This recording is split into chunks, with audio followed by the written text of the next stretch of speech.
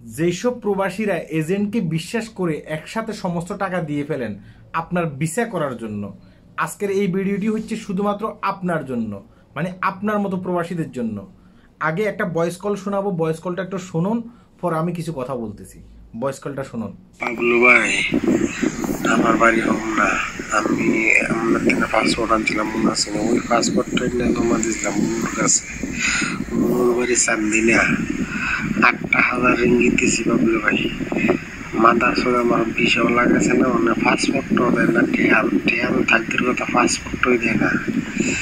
এর বিরুদ্ধে কি করা যায় একটু পরামর্শ দিবেন। বুঝতে পারছেন বিষয়টা? উনি বলতে চাচ্ছেন যে উনি 8,000 রিঙ্গিত দিছে একজন এজেন্টকে।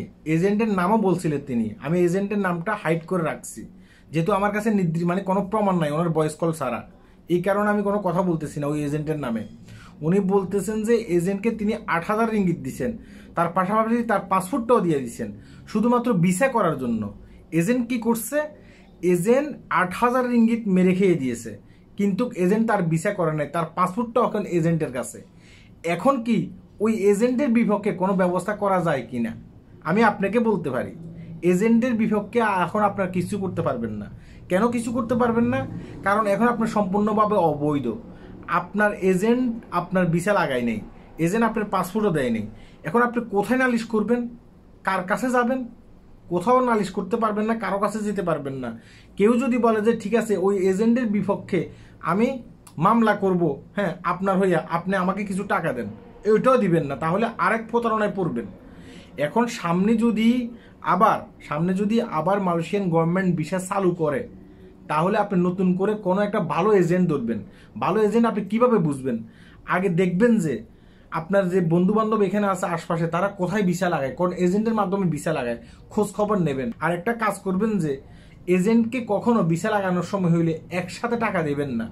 প্রথমে 500 বা 600 টাকা দেবেন, পরবর্তীতে ফিঙ্গার করতে গেলে কিছু টাকা দেবেন, মানে ভিসা বের হয়ে আসলে কিছু টাকা দেবেন। এইভাবে আপনি এজেন্টকে টাকা দিতে পারেন।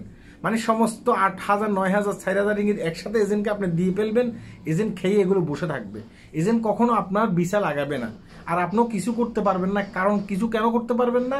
কারণ আপনার ভিসা সে লাগায়নি, আপনি অবৈধ হয়ে গেছেন।